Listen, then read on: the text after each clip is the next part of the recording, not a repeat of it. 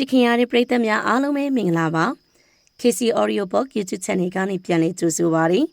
ချစ်ခင်ရသူတွေအတွက်ဒီ channel လေးကနေပြီးတော့စိတ်ဝင်စားဖွယ်ရာဇာတ်လမ်းကောင်းတွေကိုနေ့စဉ်တင်ဆက်ပေးလျက်ရှိပါတယ်အခုတစ်ခါတင်ဆက်ဖို့အတွက်ယူဆောင်လာတဲ့ဇာတ်လမ်းကောင်းတစ်ပုဒ်ကတော့နောင်ဘဝဆိုတာရှိခဲ့ရင်ဆိုတဲ့ဇာတ်လမ်းကောင်းတစ်ပုဒ်ဖြစ်ပါတယ်ဒီကနေ့ရဲ့တင်ဆက်မှုမစခင်မှာ channel ကို like and subscribe လေးလုပ်ပေးဖို့လည်းတောင်းဆိုချင်ပါတယ်ဇလန်တဲ့တွေတင်နိုင်သိရှိစေဖို့အတွက်ဘေးနာကနိုတီခေါင်းလောင်းကိုတစ်ချက်နှိပ်ထားပေးပါထိုင်းနိုင်ငံမဟာချိုင်မြို့ရဲ့စင်ကြီးပုံရက်ကွက်တစ်ခုလေးတဲ့တိုင်ဟောင်းကြီးရဲ့တတိယတက်အခန်းချင်းလေးတစ်ခန်းပရင်းပေါက်တစ်ခုလေးသာရှိပြီးအပြင်ဘက်ကလေးကောင်းလေးသန်းဆိုတာရှားပါလာတဲ့နေရာအခန်းထဲမှာမှော်တင်နေတဲ့လေတုစိုးထိုင်းစားကြောင့်နိုင်ငံတွေမှာမှုတက်နေတဲ့အစုံအထင်တွေပြီးတော့အသက်ရှင်မှုနောက်ဆုံးအချိန်ကိုရေတွက်နေတဲ့လူငယ်တယောက်သူ့နာမည်မောင်ဆက်နိုင်မှာအသက်26နှစ်သူ့လက်ထဲမှာဖုန်းတစ်လုံးကိုကင်ထားပြီး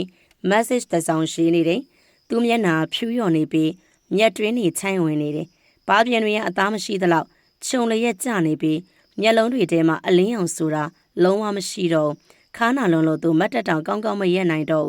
ဒါပေမဲ့ဒီနောက်ဆုံးစာကိုတော့သူရေးချင်သေးတယ်သူ့လက်ချောင်းတွေကဖုန်းစခရင်ပေါ်မှာဖြင်းချင်းစွာနဲ့ရွေ့ရှားနေတယ်မြန်မာဖုန်းနဲ့စလုံးတွေတစ်လုံးချင်းပေါ်လာတယ်တောင်းပန်ပါတဲ့အဖေနဲ့အမေနောင်ဘဝဆိုတာရှိခဲ့ရင်လေသားဒီမိသားစုနဲ့ဘယ်တော့မှထပ်မဆုံပြရစီနဲ့သူစာရေးလက်စာရှက်လိုက်ပြီးမျက်ရည်တွေဝဲလာတယ်မျက်ရည်တစ်စက်ကဖုန်းစခရင်ပေါ်ကိုကျသွားပြီးစလုံးတွေဝါသွားတယ်သူဆက်ရေးတယ်သားဒီဘဝမှာအဖေသားအမေသားဖြစ်ခဲ့ရတာသားဝမ်းသာပါတယ်ဒါပေမဲ့နောက်ဘဝမှာတော့သားဒီလိုမိဘမျိုးနဲ့ထပ်မဆုံခြင်းတော့ဘူးသားကိုမွေးတော့ကသားရဲ့သဘောတူညီချက်မရယူခဲ့သလိုပဲအခုလဲသားရဲ့ဆုံးဖြတ်ချက်ကိုဘယ်သူမှတားဆီးလို့မရပါဘူးသူ့မျက်လုံးတွေကဖုန်းစခရင်မော်ကနေခွာပြီးတော့အခန်းတောင်ကိုငေးကြည့်သွားတယ်အဲ့ဒီအချိန်မှာသူ့ရဲ့အတိတ်ကဘဝပုံရိပ်တွေကရုပ်ရှင်ကားတကားလိုသူ့မျက်စိရှေ့မှာပြန်လည်ပေါ်လာတယ်လွန်ခဲ့တဲ့15နှစ်မန္တလေးမြို့ရဲ့စင်ကြေပုံရက်ကွက်တစ်ခုမှာမောင်ဆက်နိုင်တို့မိသားစုနေထိုင်ခဲ့တယ်။အဲဒီတော့ကသူဟာအသက်17နှစ်အရွယ်ကောင်းလေးတစ်ယောက်ပါ။သူတို့အိမ်ကချမ်းဝန်းကျဲကျဲတွေကပြင်းအောင်အိမ်လေးခြံထဲမှာတရက်ပင်တစ်ပင်မလကာပင်2ပင်နဲ့စပင်နွဲတွေရှိတယ်။မနက်ခင်းတိုင်းစပယ်ပန်းနှံကအိမ်တအိမ်လုံးကိုတင်းပြန်နေတဲ့တိမ်သူ့အဖေဦးမြင့်သိန်းကမန္တလေးမြို့တွင်ကကားအယောင်ဆိုင်တစ်ခုမှာစည်ရေးတစ်ယောက်ပါ။သူ့အမေဒေါခင်ဆန်းကဈေးထဲမှာအဝိတ်အထည်ဆိုင်လေးဖွင့်ထားတယ်။ဝင်ဝင်ရသိမ်းမများပေမဲ့မိသားစုတစုအတွက်လုံလောက်တဲ့ညီငယ်လေးမောင်ဆက်ခိုင်နဲ့အတူចောင်းသွားចောင်းမြန်အိမ်စားရီလို့ခြံထဲမှာပုံနှံကစားနဲ့သူတို့ရဲ့ခလေးဘဝကပျော်စရာလေးကောင်းနေတယ်တနေ့မှသူတို့မိသားစုရွှေတကုံဖျားဘူးသွားဖို့စီစဉ်ခဲ့တယ်အဲ့ဒီခီးစဉ်ကမောင်ဆက်နိုင်ရဲ့အမှတ်တရထဲမှာအကောင်းဆုံးခရီးစဉ်တစ်ခုပါရန်ကုန်ကိုရထားနဲ့သွားရင်လမ်းတစ်လျှောက်လဲခွင်တွေတောင်တန်းတွေကိုပရင်းပေါက်ကနေငေးကြည့်ခဲ့တယ်ဖျားဖူးပြီးတော့ရွှေတကုံဖျားရှင်မြေပေါ်မှာမိသားစု၄ယောက်သားဓာတ်ပုံရိုက်ခဲ့တယ်။အဲဒီဓာတ်ပုံကသူတို့မိသားစုရဲ့နောက်ဆုံးပျော်ရွှင်စရာအမှတ်တရပုံတော်ပုံဖြစ်လာလိမ့်မယ်လို့အဲဒီတုန်းကဘယ်သူမှမထင်ခဲ့ဘူး။ဒါပေမဲ့2019ခုနှစ်နောက်ပိုင်းမှာအခြေအနေတွေစတင်ပြောင်းလဲလာတယ်။ကိုဗစ်ကပ်ရောဂါနိုင်ငံရေးအပြောင်းအလဲတွေပြီးတော့2021ခုနှစ်နောက်ပိုင်းဖြစ်လာတဲ့နိုင်ငံရေးအကျပ်တဲတွေကမြန်မာပြည်ရဲ့စီးပွားရေးကိုအကြီးအကျယ်ထိုးနှက်ခဲ့တယ်။ကားအယောင်ဆိုင်ပိတ်သွားတော့သူ့အဖေအလုပ်ပြုတ်သွားတယ်။ဈေးရအဝတ်ဆိုင်နဲ့လူဝယ်နေလို့အရှုံးပြလာတယ်။အိမ်မှာငွေကြေးအခက်အခဲတွေစတင်ဖြစ်ပေါ်လာတယ်။မိဘတွေစကားများတာတွေမကြာခဏဖြစ်လာတယ်။ညီငယ်လေးစက်ခိုင်ရဲ့ចောင်းစရိတ်အိမ်စရိတ်စားစရိတ်တွေအတွက်သူတို့မိသားစုရုန်းကန်လာရတယ်။အဲဒီအချိန်မှာမောင်ဆက်နိုင်ဟာတက္ကသိုလ်ဝန်ထမ်းကိုဂုဏ်တူးတွေနဲ့အောင်မြင်ခဲ့တယ်။သူဟာအင်ဂျင်နီယာသင်တန်းတက်ချင်ပေမဲ့မိသားစုရဲ့ငွေကြေးအခြေအနေအရမတက်နိုင်တော့သူဝမ်းနဲ့စွာနဲ့စည်ရင်ကင်သင်တန်းကိုပဲရွေးချယ်လိုက်ရတယ်။ဒါပေမဲ့သင်တန်းတစ်နှစ်တောင်မပြီးသေးခင်မှာပဲမိသားစုရဲ့စီးပွားရေးဟာပိုဆိုးလာတယ်။တညနေခင်းမှာသူ့အဖေကမောင်ဆက်နိုင်ကိုခေါ်ပြောတယ်။ဒါကြီးအဖေသားကိုပြောစီရရှိတယ်။မောင်ဆက်နိုင်ကသူ့အဖေမျက်နှာကိုကြည့်လိုက်တယ်။သူ့အဖေမျက်လုံးတွေထဲမှာသူတခါမှမမြင်ဘူးတဲ့။အာကိုတကြီးအကြည့်မျိုးရှိနေတယ်။ဒါအဖေတို့ဒီအတိုင်းဆက်နေလို့မဖြစ်တော့ဘူး။အိမ်မဝင်မရှိတော့။ဒါထိုင်းကိုသွားလို့ဖို့လိုလိမ့်မယ်။မောင်ဆက်နိုင်ရဲ့ရင်းနှင်းမောင်တစ်ခုခုကြိတ်ခံစားလိုက်ရတယ်။သူထိုင်းကိုသွားပြီးအလုပ်လုပ်ရမယ်ဆိုတာသူကနားလည်ပါတယ်။ဒါပေမဲ့ သူရဲ့ပညာရေးအိမ်မက်တွေအနာဂတ်မျှော်လင့်ချက်တွေတစစီပြိုလဲသွားတာကိုတော့လက်မခံနိုင်ဘူး။ဒါကထိုင်းသွားလို့မေ။ဒါပေမဲ့အဖေနဲ့အမေကဒီမှာပဲနေခဲ့ပါ။ညီလေးကိုလည်းကြောင်းဆက်ထားရမှာလေ။သူ့အမေဒေါခင်ဆန်းကပါဇက်ကနေဝင်ပြောတယ်။ဟုတ်တယ်သားကြီးရဲ့။သားကသွားလို့တော့အဖေနဲ့အမေကဒီမှာသားလွတ်တဲ့ငွေကိုတေချာစီမံထားတယ်။သားအတွက်အနာဂတ်မှာလုပ်ငန်းလေးတစ်ခုခုလုပ်ဖို့စုပေးထားမယ်။မောင်ဆက်နိုင်ကသူ့အမေကိုယုံကြည်လိုက်တယ်။ဒါဟာသူ့ဘဝရဲ့အကြီးမားဆုံးအမားတစ်ခုဖြစ်မှန်းအဲ့ဒီတုန်းကမသိခဲ့ဘူး2022ခုနှစ်မတ်လမောင်ဆက်နိုင်ကမြောက်ရီမဲဆောက်လမ်းကြောင်းအတိုင်းတရားမဝင်နေဆက်ဖြတ်ကျော်ပြီးထိုင်းနိုင်ငံထဲကိုရောက်လာခဲ့တယ်။သူနဲ့အတူလူ30လောက်အတူပါလာတယ်။လမ်းခရီးကနေအန်ဒီရများလာတယ်။ဒေါတောင်ထူထပ်တဲ့လမ်းတွေမြေမြုပ်မိုင်းအန်ဒီရလူကုန်ကူးသူတွေရဲ့ချင်းချောက်မှုတွေဒါပေမဲ့သူတို့အားလုံးကပိုကောင်းတဲ့ဘဝအတွက်ဒီအန်ဒီရတွေကိုစွန့်စားခဲ့ကြတယ်။မဟာချိုင်မြို့ကိုရောက်တော့ပွဲစားတစ်ယောက်ကသူ့ကိုပင်လေးစားစက်ရုံတစ်ခုမှာအလုပ်ရအောင်စီစဉ်ပေးတယ်။အလောက်ကမနက်9နာရီကနေည9နာရီအထိတခါတလေအလုပ်များရင်ည9နာရီအထိအချိန်မို့ဆင်းရတယ်။ပင်လေးစားတွေကိုတန့်စင်ရတယ်။ထုတ်ပူးရတယ်။ရေခဲတစ်တာတွေထည့်ရတယ်။အလောက်ကလည်းပင်မလွန်နေလက်တွေအမြဲရည်ဆိုးနေပြီးပင်လေးငါးနံတွေပစွန်နံတွေကကိုပေါ်မှာအမြဲဆွေးနေတယ်။ဒါပေမဲ့သူမငင်းညူသူသိတာအိမ်ကိုငွေများများလွှဲနိုင်မှုပဲစဉ်းစားတယ်။ပထမလစားထွက်တော့ဘတ်12000ရတယ်။သူဝမ်းသာအားရနဲ့အိမ်ကိုငွေလွှဲလိုက်တယ်။သူကအမေကဖုန်းဆက်ပြီးသားကြီးလွှဲတဲ့ငွေတွေကိုအမေသားအတွက်စုပေးထားတယ်နော်လို့ပြောတယ်။ဒါပေမဲ့လာရီကြားလာတော့အိမ်ကငွေတောင်းတာတွေပုံများလာတယ်။တစ်လောက်အနည်းဆုံးဘတ်15000လွှဲပေးရတယ်။တခါတလေဘတ်2000အထိတောင်းနေညီလေးចောင်းစရိတ်အိမ်ပြင်းမှုဆွေမျိုးတယောက်စေးုံတက်လို့စသဖြင့်အကြောင်းပြချက်တွေအမျိုးမျိုးသူမငင်းရဲဘူး။ तू ကသားကြီးပဲလေမိသားစုကိုကူညီရမယ်သူဒါကြောင့်သူအချိန်မိုးတွေပိုစင်းနေနားရက်တွေမှာလည်းအနီးနားကကုံတိုက်တစ်ခုမှတန်ရှင်းအကူအဖြစ်ထက်လုပ်တယ်။တနေ့ကိုအိတ်ချိန်6နာရီလောက်ပဲရှိတယ်။စားတာလည်းအကောင်းဆုံးမဟုတ်ဘူး။ကိုယ့်အတွက်ငွေမကုန်အောင်ချိုးချံချွေတာတွေဒီလိုနဲ့2နှစ်ကြာသွားတယ်။သူအိမ်ကိုလွှဲလိုက်တဲ့ငွေတွေစုစုပေါင်းဘတ်3သိန်းကျော်ရှိနေပြီ။သူအိမ်ကိုဖုန်းဆက်ပြီးအမေသားဒီနှစ်ကုန်ရင်ပြန်လာခဲ့မယ်။သားလုပ်ငန်းလေးတစ်ခုခုလုပ်ဖို့စုထားတဲ့ငွေကဘယ်လောက်ရှိပြီလဲလို့မေးတယ်။ဖုန်းတစ်ဖက်ကစိတ်သွားတယ်။အမေကြားလာအင်းသားကြီးရဲ့အဲ့ဒါငွေကတိတ်မစုမိသေးဘူးကွယ်အိမ်မှာကုန်းစရာတွေကုန်နေလေမောင်ဆက်နိုင်ရဲ့ရင်ထဲမှာတခုခုနာကျင်သွားတယ်ဘလောက်တောင်မစုမိသေးတာလေအမေသားရဲ့အမေသားကိုမပြောချင်ဘူးဒါပေမဲ့လေငွေတွေကလည်းကုန်သွားပြီသားရဲ့မောင်ဆက်နိုင်ဖုန်းကိုကင်ထားရင်ကြက်တီတီသွားတယ်2နှစ်လုံးအပင်ပန်းခံချိုးချံချွေတာပြီးရှာထားတဲ့ငွေတွေကုန်သွားပြီတဲ့လားဘလို့ကုန်တာလဲအမေအိမ်ကိုလည်းပြင်ရတယ်သားရဲ့ရွှေမျိုးတွေကိုလည်းငွေထုတ်ချီရတယ်အမေစီလာတောင်းနေသူတွေအများကြီးပဲမပေးလို့ရလည်းမဖြစ်ဘူးလေပြီးတော့အမေလည်းတစ်ခါတလေထီထိုးမိတယ်ကန်ဆန်းမဲတွေဝယ်မိတယ်တစ်ခါတငယ်ချင်းတွေနဲ့ဖျားဘူးထွက်တယ်အလူအတန်းလေးလောက်ရတယ်လေသားရဲ့လူတွေကအမေကိုတထီးကြီးလို့ထင်းနေကြတာပြီးတော့အဖေကလည်းတငယ်ချင်းတွေနဲ့နေ့တိုင်းလိုအရက်တောက်တယ်လောင်းကစားလုပ်တယ်အိမ်ကပတ်စံရှင်ရင်ယူသွားတာပဲမောင်ဆက်နိုင်ဘာမှပြန်မပြောနိုင်တော့ဘူးသူ့မျက်လုံးတွေထဲမှာမျက်ရည်တွေဝဲလာတယ်သူ2နှစ်လုံးသွေးနဲ့ချွေးနဲ့ရှာထားတဲ့ငွေတွေကထီထိုးတာဖျားဖို့ထွက်တာလူထင်ကြီးအောင်အလှလုပ်တာအရက်တောက်တာလောင်းကစားလုပ်တာတွေနဲ့ကုန်သွားပြီတဲ့အမေသားကိုဘာလို့ဒီလိုလုပ်ရတာလဲသားကြီးကလူပြိုလေးပဲရှိသေးတာပဲသားအတွက်နောက်ထပ်ရှာလို့ရတယ်အမေတို့ကဒီမှာလူကြီးတွေဂုံတိတ်ခါနဲ့နေရတာလူတွေအထင်ကြီးအောင်နေရတာသားနားလင်ပေးပါဒါဟာမောင်ဆက်နိုင်ရဲ့ပထမဆုံးစိတ်သက်ကြခြင်းပါပဲအဲဒီနောက်ပိုင်းမောင်ဆက်နိုင်ကအိမ်ပြန်ခြင်းစိတ်အလွန်ပြင်းပြလာတယ်ဒီနိုင်ငံသားမှသူတယောက်တည်းဘယ်သူမှသူ့ကိုတကယ်ကြယူမဆိုင်ဘူးသူမိသားစုကလည်းသူ့စီကငွေကိုပဲအဓိကထားတယ်သူအိမ်ပြန်ခြင်းနဲ့အနည်းဆုံးတော့မိသားစုနဲ့အတူရှိနေခြင်းနဲ့ဒါကြောင့်သူအိမ်ကိုဖုန်းဆက်ပြီးပြောတယ်အမေသားဒီလောက်ကုန်ရင်အိမ်ပြန်လာခဲ့မယ်ဒီမှာမနေချင်တော့ဘူးဒေါက်ခင်ဆန်းကချက်ချင်းပဲတားတယ်သားကြီးမပြန်လာပါနဲ့ဒီမှာအခြေအနေတွေကမကောင်းသေးဘူးစီးတင်းမာနေတယ်လမ်းတွေကမလုံခြုံဘူးသားပြန်လာရင်ဘာဖြစ်မလဲမသိဘူးဒါပေမဲ့အမေသားဒီမှာမနေချင်တော့ဘူးသားပင်မလွန်လာပြီသားကြီးရဲ့ဒီမှာအလုပ်အကိုင်ကရှားပါတယ်သားပြန်လာရင်ဘာအလုပ်လုပ်မလဲထိုင်းမှာသာဆက်လုပ်ပါဦးနောက်တစ်နှစ်လောက်ကြာတော့မှပြန်လာခဲ့မောင်ဆက်နိုင်ကသူ့အမိစကားကိုလိုက်နာလိုက်တယ်သူအိမ်မပြန်ဖြစ်တော့ဒါပေမဲ့နောက်ထပ်6လကြာတော့သူထပ်ပြီးအိမ်ပြန်ခြင်းစိတ်ပြင်းပြလာပြန်တယ်ဒီတခါတော့သူ့အဖေကိုဖုန်းဆက်တယ်အဖေသားအိမ်ပြန်လာခဲ့တော့မယ်ဒီမှာကျမကြီးကလည်းတိတ်မကောင်းခါးရီအရန်နာတယ်ဥ ဦးမြင့်သိန်းကပြောတယ်။တားကြီးဒီမှာစေးုံစေးကန်းတွေကတိတ်မကောင်းဘူး။ထိုင်းမှာသာစက်ကူတာပါ။ပြီးတော့ဒီမှာငွေကြီးဖောင်းပွားမှုကအယမ်းမြင့်နေတယ်။တားလွဲတဲ့ငွေလေးနဲ့မှအိမ်ကရက်တည်နေရတာ။တားပြန်လာရင်အိမ်မဝင်ငွေမရှိတော့။တားပြန်လာရင်ဒီမှာလည်းအလုပ်ရှာလို့ရပါတယ်ဖေရဲ့။ဒီမှာအလုပ်ရဖို့ကမလွယ်ဘူးတားရဲ့။လစားကလည်းနေတယ်။ထိုင်းလောက်မရဘူး။တားထိုင်းမှာပဲဆက်နေပြီးပတ်စံစုပါအောင်။နောက်မှအိမ်ပြန်လာခဲ့။မောင်ဆက်နိုင်ဖုန်းကိုချလိုက်တယ်။သူ့ရင်ထဲမှာတခုခုကွဲအပ်သွားသလိုပဲ။သူအိမ်ပြန်ချင်တာကိုသူ့မိဘတွေကလုံးဝမလိုလားကြဘူး။သူတို့အတွက်သူဟာငွေလွှဲပေးတဲ့ဆက်တလုံးပဲ။သူ့ရဲ့ခံစားချက်သူ့ရဲ့ကျမ်းမာရေးသူ့ရဲ့အနာဂတ်ဆိုတာသူတို့အတွက်အရေးမကြီးဘူး။ဒုတိယအကြိမ်စိတ်သက်ကြခြင်းက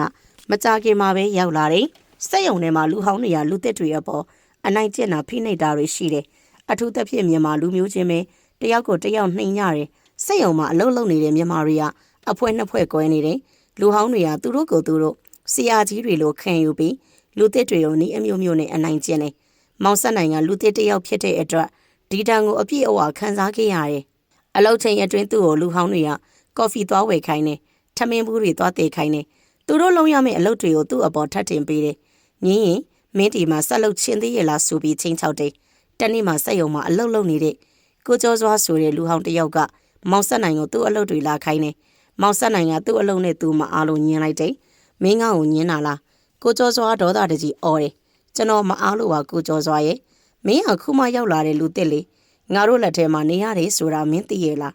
ငါတို့ကမင်းကိုဒီမှာအဆင်ပြေအောင်ကူညီပေးနေတာမင်းကကျေးဇူးမသိတတ်ဘူးကျွန်တော်ကျေးဇူးသိပါတယ်ဒါပေမဲ့ကျွန်တော်မှာကိုယ်ပိုင်အလုပ်တွေရှိတယ်လေကိုကျော်စွာမောင်ဆက်နိုင်ရဲ့ရှင်ဘက်ကိုလက်ညှိုးထိုးပြီးမင်းတရီထားစမ်းပါမင်းကတရားနေမောင်းထုတ်ပြဖို့တိတ်မခတ်ဘူးလို့ပြောတယ်ဒီလိုအဖြစ်မျိုးတွေကနေ့စဉ်ရက်ဆက်ပါပဲလူဟောင်းတွေရဲ့ဖိနှိပ်မှုကိုဘယ်သူမှတိုင်ကြားလို့မရဘူးစက်ရုံမန်နေဂျာထိုင်းလူမျိုးဖြစ်ပြီးသူကမြန်မာတွေရဲ့ပြဿနာကိုဝင်မပါချင်ဘူးမင်းတို့ကိစ္စမင်းတို့ရှင်းညာဆိုတဲ့သဘောပဲမောင်ဆက်နိုင်ကဒီဖိနှိပ်မှုတွေကြားမှာအသက်ရှူမဝသလိုခံစားလာရတယ်သူထိုင်းကိုလာတာမိသားစုအတွက်ပတ်စံရှာဖို့ဒါပေမဲ့သူ့ရဲ့ကိုယ်ပိုင်ဂုဏ်သိက္ခာကိုတော့ဘယ်သူမှမပေးနိုင်ဘူးဒါပေမဲ့အလုံးမပြုတ်ချင်တော့သူအားလုံးကိုတီးခံခဲ့ရတယ်အချိန်တွေကြာလာတာနဲ့အမျှမောင်ဆက်နိုင်ရဲ့ကျမ်းမာရေးကတဖြည်းဖြည်းနဲ့ဆိုးရွားလာတယ်အလုတ်ချိန်ကြာမြင့်မှုအာဟာရချို့တဲ့မှုစိတ်ဖိစီးမှုတွေကြောင့်သူခန္ဓာကိုယ်ကအားနည်းလာတယ်ပြီးတော့သူခါနာလာတယ်အစပိုင်းမှာတာမန်ခါနာပဲထင်ခဲ့တယ်ဒါပေမဲ့နေ့တွေကြာလာတော့နာကျင်မှုကပိုဆိုးလာတယ်ညဘက်တွေဆိုနာကျင်လုံးလို့အိမ်မရတော့ဘူးလှဲရင်နာတယ်ထိုင်ရင်နာတယ်လမ်းရှောင်ရင်တောင်းနာတယ်မတ်တရရင်ခါကိုင်းသွားပြီးမမရက်နိုင်ဘူးသူစေကံသွားပြခြင်းပေမဲ့စေကံပြဖို့ပတ်စံမရှိဘူးသူ့လစာအများစုကအိမ်ကိုလွှတ်ရတယ်ကြံတဲ့ဝင်တဲ့အခန်းကစားစရိတ်ဆိုတော့ဘာမှမပူဘူးဒါကြောင့်သူခါနာတာကိုဆိုင်ကနေဝယ်လာတဲ့အကာရိတ်ခဲပြောက်ဆေးတွေပဲတောက်ပြီးခံနေရတယ်တညမှာခါနာလုံးလို့သူအိပ်ရာထဲမှာလှည့်ရင်မျက်ရည်တွေကျမိတယ်အခန်းထဲမှာသူတယောက်တည်းဘယ်သူမှသူ့အနားမှာမရှိဘူးသူ့ကိုဂရုစိုက်မဲ့သူမရှိဘူးသူ့ကိုနှစ်သိမ့်ပေးမဲ့သူမရှိဘူးသူအိမ်ကိုဖုန်းဆက်ပြီးသူ့အခြေအနေကိုပြောပြတယ်သူ့အမေကအိုးသားကြီးရဲ့ခါနာတာဘာမှမဟုတ်ပါဘူးအကာရိတ်ခဲပြောက်ဆေးလေးတောက်လိုက်အမေတို့လည်းခါနာတာပဲလီလို့ပဲပြောတယ်သူ့အမေကသူ့ကိုငွေလွှဲဖို့ပဲအဓိကထားတယ်သားကြီးဒီလာစမ်းကြရင်ငွေလွှဲဖို့မမိနဲ့နော်ညီလေးចောင်းစိတ်တွင်ရမယ်ပြီးတော့အိမ်ခေါင်မိုးလေးပြင်ရမယ်မောင်ဆက်နိုင်ကဖုန်းကိုချလိုက်တယ်သူ့ရင်ထဲမှာဘာမှမရှိတော့ပလာချင်းပဲမောင်ဆက်နိုင်ဟာထိုင်းကိုရောက်လာတာ3နှစ်ပြည့်ကနေပြီ2025ခုနှစ်ဖေဖော်ဝါရီလသူအိမ်ကိုတစ်ခါမှပြန်မလာနိုင်သေးဘူးဘာလို့လဲဆိုတော့သူ့လက်ထဲမှာပတ်စံမရှိလို့သူလွှဲလိုက်တဲ့ငွေတွေကအိမ်မှာကုန်သွားတယ်သူ့အတွက်စုထားတဲ့ငွေဆိုတာမရှိဘူးသူ့အမေကတားကြီးဒီနေ့တကြံတော့ပြန်လာခဲ့ပါလားလို့ပြောတယ်ဒါပေမဲ့သူပြန်ဖို့လက်မှတ်ဖို့တောင်မရှိဘူးသူ့မှာဘာမှမစုမိဘူးသူလွှဲလိုက်တဲ့ငွေတွေကဘယ်ရောက်သွားမှမသိဘူးတနေ့မှသူ့ညီလေးမောင်ဆက်ခိုင်ကိုဖုန်းဆက်တယ်ညီလေးကအခု10တန်းရောက်နေပြီသူ့ညီလေးကိုမေးတယ်ညီလေးအိမ်မှာငွေတွေဘလို့ကုန်လဲတီလားမောင်ဆက်ခိုင်ကတိတ်ဆိတ်သွားပြီးအကိုကြီးရဲ့အိမ်ကငွေတွေကအမေလက်ထဲရောက်ရင်မနှက်ဖြန်ဆိုကုန်ပြီပဲအမေကထီထိုးတယ်ကန်စမ်းမေးထိုးတယ်တငယ်ချင်းတွေနဲ့အပျော်အပါးထွက်တယ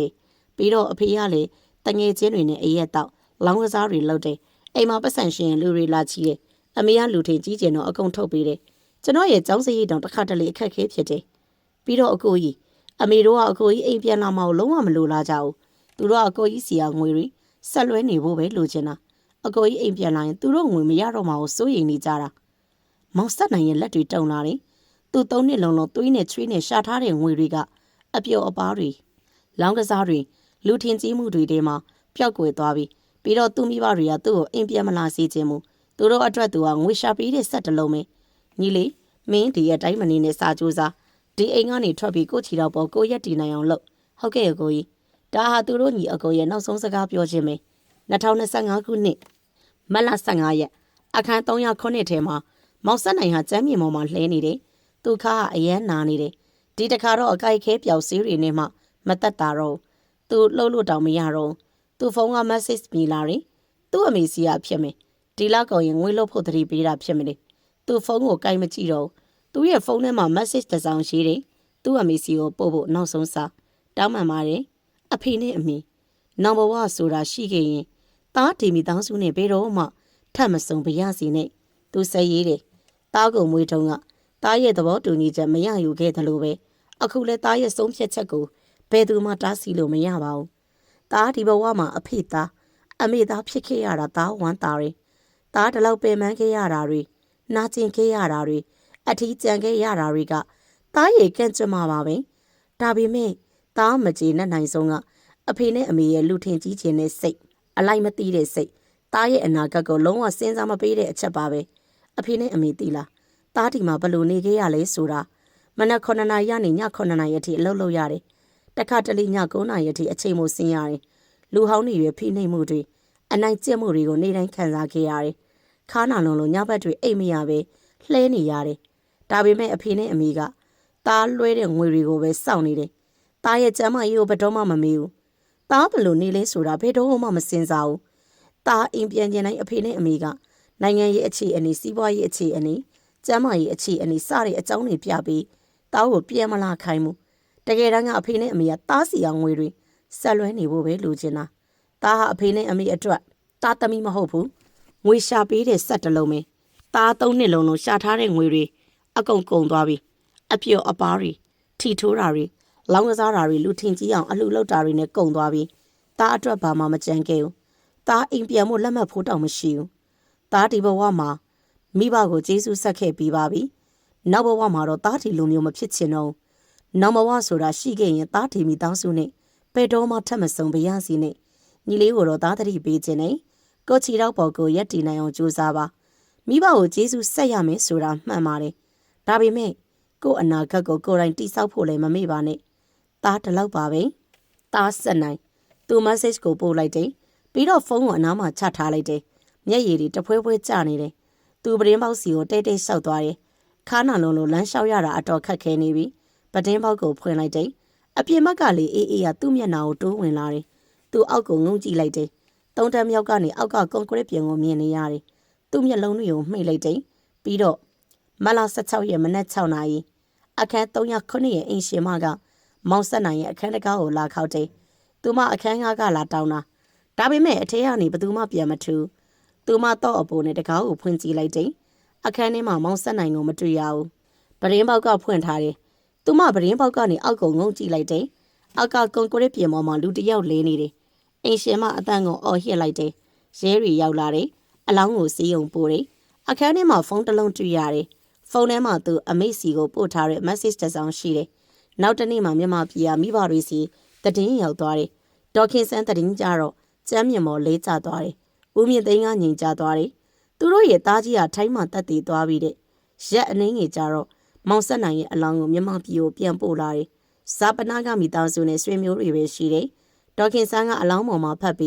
းသားကြီးရဲ့အမေကိုခွင့်လို့ပါအမေမှားသွားပါတယ်လို့အုံးငိုတယ်ဒါပေမဲ့မောင်ဆက်နိုင်ရဲ့မျက်နှာငြိမ်သက်နေတယ်သူဘာမှပြန်မပြောနိုင်တော့ဇာပနာပြီးတော့ဦးမြင့်သိန်းတို့အိမ်ကိုပြန်ရောက်တယ်အိမ်ထဲမှာမောင်ဆက်နိုင်ရဲ့ပစ္စည်းတွေမရှိသလောက်ပဲသူထိုင်းကနေဘာမှမပို့ခဲ့ဘူးသူ့မှာဘာမှမရှိခဲ့ဘူးဒေါခင်ဆန်းကမောင်ဆက်နိုင်ရဲ့နောက်ဆုံး message ကိုဖတ်တယ်စာဖတ်ပြီးတော့သူမငြိမ်ချသွားတယ်သူမရဲ့မျက်နှာပေါ်မှာမျက်ရည်တွေလေးစီးကျနေတယ်ဒါပေမဲ့သူမရဲ့မျက်လုံးတွေထဲမှာဗလာခြင်းပဲတားကြီးအမေမှားသွားပါတယ်အမေတကယ်မှားသွားပါတယ်ဒါပေမဲ့အချိန်ကနောက်ပြန်မစုံနိုင်တော့ဘူး6လကြာတော့မောင်ဆက်ခိုင်ကအိမ်ကနေထွက်သွားတယ်သူရန်ကုန်မှာတက္ကသိုလ်တက်ဖို့ထွက်သွားတာသူ့အကိုကြီးတတိပေးခဲ့တယ်လို့ကိုခြေတော့ပေါ်ကိုရက်တီးဖို့ဒေါခင်ဆန်းနဲ့ဦးမြင့်သိန်းတို့အိမ်မှာ2ယောက်ထဲကျန်ခဲ့တယ်အိမ်ကအရင်ကလို့မပြောရွှင်တော့တိတ်ဆိတ်နေတယ်တညမှာဒေါခင်ဆန်းအိမ်မက်မတ်တယ်အိမ်မက်ထဲမှာမောင်ဆက်နိုင်ကသူမစီကိုရှောက်လာတယ်သူမျက်နှာငိမ့်ချမ်းနေတယ် သူမကိုပြုံးပြတယ်အမေသားတက်တာရသွားပါပြီအမေသားအတွက်ဝမ်းမနေပါနဲ့တော့ဒေါက်ခင်ဆန်းလန်နိုးလာတယ်သူမအိယာထဲမှာထိုင်ရင်မျက်ရည်တွေလည်းကြားမိတယ်သားကြီးနောင်ဘဝဆိုတာတကယ်ရှိရင်အမေသားနဲ့ထပ်ဆောင်ခြင်းပါသေးတယ်အမေသားကိုကောင်းကောင်းမွန်မွန်ပြုစုခွင့်ရခြင်းပါတယ်ဒါပေမဲ့မောင်ဆက်နိုင်ရဲ့စာထဲမှာရေးထားခဲ့တာကနောင်ဘဝဆိုတာရှိခဲ့ရင်သားဒီမိသားစုနဲ့ဘယ်တော့မှထပ်မဆုံးပါရစေနဲ့ဟုတ်ကဲ့ပါရှင်ဒီကနေ့ကျမတို့ channel ရဲ့တင်ဆက်မှုကတော့ဒီမှာနေပြီးဆုံးခဲ့ပြီဖြစ်ပါတယ်ဇလန်အစားမအဆုံးတိုင်းနားဆင်ပေးခဲ့တဲ့အတွက်လေးကျေးဇူးအများကြီးတင်ပါတယ်ဇလန်ကောင်းတွေနဲ့ပြန်ဆုံပါမယ်ရှင်